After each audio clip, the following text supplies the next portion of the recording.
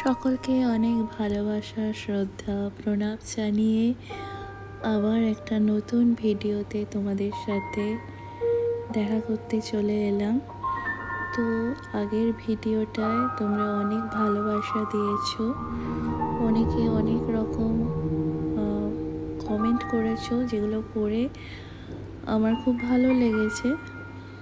তো আমাদের এই কমেন্টের মধ্যে একজনের কমেন্ট আমি পেয়েছি যে আমরা যে ধনুষকোটি একটা জায়গায় গেছিলাম, তো ওটার প্যাকেজ সম্বন্ধে জানতে চেয়েছো। তো আজকে মূলত সেই সম্পর্কে আমি এই ভিডিওটা করছি। ইতিমধ্যে যারা আগের ভিডিওটা দেখেছো তো জানতে পেরে গেছো যে ধনুষকোটি রামেশ্বরমের মধ্যে অবস্থিত। তো আমরা চেন্নাই বলতে চেন্নাই সেন্ট্রাল স্টেশনটাকেই মূলত জানি। চেন্নাইয়ের আরেকটা লোকাল স্টেশন হলো চেন্নাই এগমোর। আমি এখানে মূলত আমার কয়েকটা জেনারেল চেক আপের জন্য এসেছিলাম। তো চেন্নাই অ্যাপোলো থেকে চেন্নাই এগমোরে আমরা বাই রোডে ওলা করে নিয়েছিলাম। ওলা নিয়েছিল 350 মতো। ধনুষকোটি যেতে গেলে তোমাকে আগে রামেশ্বরম আসতে হবে। তো চেন্নাই এগমোর থেকে রামেশ্বরমে 3 টায়ারে আমাদের পার পারসন লেগেছিল অ্যারাউন্ড 1600 টাকা করে। যেহেতু আমাদের কোনো প্রি প্ল্যান ছিল না, তাই জন্য এক্সট্রা টাকা এজেন্টকে দিতে হয়েছিল। তোমরা আগে থেকে প্ল্যান করে এলে আশা করি এর থেকে কম টিকিটের ভাড়া লাগবে।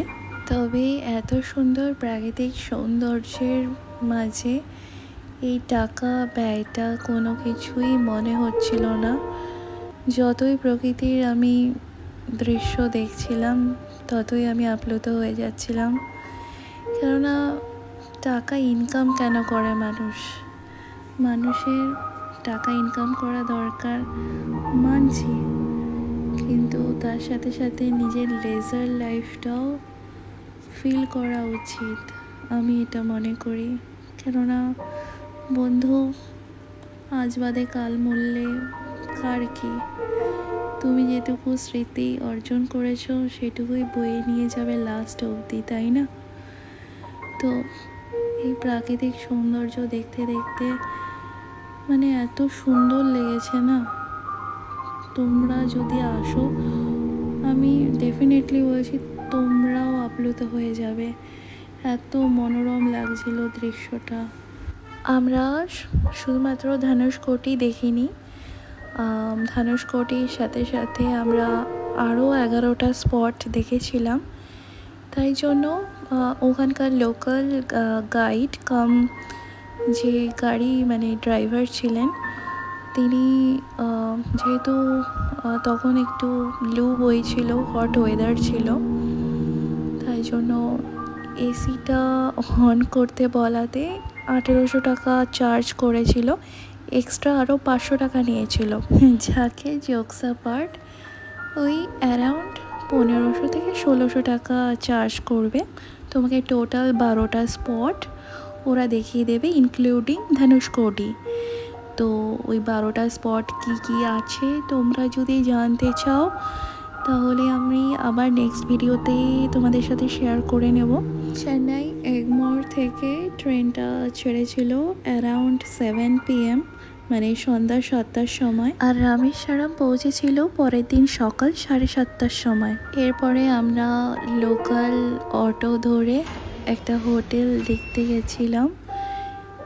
অটোওয়ালা নিয়েছিল হচ্ছে 300 টাকা। আর আমরা যে রুমটা বুক করেছিলাম এটা একদম রামেশ্বরম মন্দির ওয়েস্ট গেটের একদমই কাছে ছিল হোটেলটা। মানে আমি বাবাকে সকালে উঠেই আমি বাবাকে রোজ প্রণাম করতাম। বাবা মানে ভোলেনাথ, যেটা 12তম জ্যোতির্লিঙ্গ রামেশ্বরমে, তোমরা সবাই জানো। তো এই রুমটার একদিনের ভাড়া ছিল হচ্ছে 2500 টাকা।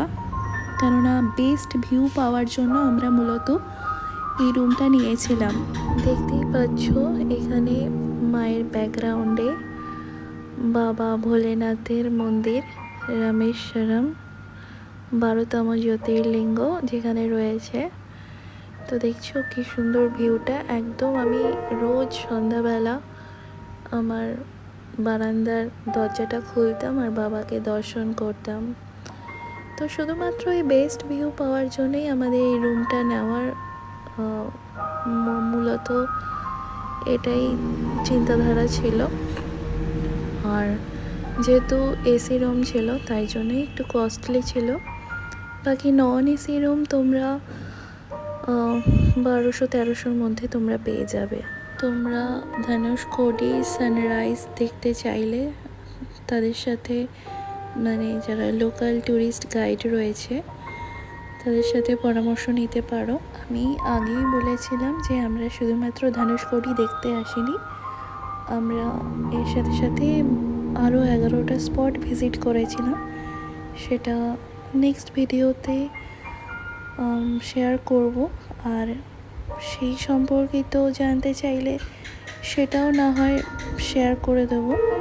আর সত্যি বলতে জীবনে একবার হলেও এখানে ভিজিট করে যাওয়া তোমাদের উচিত, কেননা যারা প্রকৃত হিন্দু বা যারা নন হিন্দু রয়েছে তারাও এই স্পিরিচুয়াল অভিজ্ঞতাটা অবশ্যই ফিল করবে। আমি দৃঢ় বিশ্বাস সহকারে তোমাদের বলছি যে না, সত্যি ভগবান বিরাজমান, এই পবিত্র ভূমিতেই ভগবান বিরাজমান। এখানে আজও সূর্য আর চাঁদ একসাথে হেসে খেলে জীবন কাটায়, কেউ আলাদা নেই। এই পবিত্র ধামে সবাইকে স্বাগত জানায়। এই অপরূপ প্রকৃতি যে কি সুন্দর, এখানে না এলে তোমরা জানতে পারবে না। সত্যি এখানে আকাশ, সমুদ্র আর ভূমিতল একসাথে মিশে গেছে। এই পবিত্র রামেশ্বরমের জল সত্যি আমাদের মনে করিয়ে দেয় আমাদের অস্তিত্বের কথা, যে আমরা হিন্দু সনাতনী আজও এই প্রকৃতিতে বেঁচে রয়েছি। সত্যি বলছি, এই ভিডিওটার পরে ভয়েস রেকর্ড দিতে দিতে আমি না ভিডিওটা দেখতে দেখতে আমি আবার ডাউন টু মেমোরি লেনে চলে গেছি। আমার মন করছে আবার যদি ঘুরতে যেতে পারি। সত্যি একটা সুন্দর অভিজ্ঞতার আমি একদম সাক্ষী থাকলাম। তোমরা প্লিজ ভিজিট করো, খুব তাড়াতাড়ি ভিজিট করো। এই পাম্বান ব্রিজটা নতুন হয়েছে, পুরনো সেতুটা তোমরা দেখতে পাচ্ছ। আর ট্রেন লাইনটা, যেটা ট্রেনটা যাচ্ছে, এটা নতুন, একদম পুরো ব্র্যান্ড নিউ। আমাদের মোদিজি এটা উদ্বোধন করেছে, হলো 1 মাস হতে চললো। আমি এর সাক্ষী থাকলাম। আমার এত ভালো লাগছে যে তোমাদের সাথে শেয়ার করতে করতে আমার আবার লোভ লাগছে যে আমি আবার যদি চলে যেতে পারতাম। প্লিজ তোমরা ভিজিট করো। তো আজকে এই ভিডিওটা এখানেই আমি সমাপ্ত করলাম। আরও কারো কিছু জিজ্ঞাসা থাকলে অবশ্যই কমেন্ট সেকশানে জানিও। পুরনো ভিডিওতে যেমন ভালোবাসা দিয়েছো, আশা করি আগামী দিনেও তোমরা আরও বেশি করে ভালোবাসা দেবে। তো বন্ধুরা, নমিতা সিম্পল লাইফস্টাইল থেকে এখন বিদায় নিলাম। ভালো থেকো, সুস্থ থেকো, শুভরাত্রি।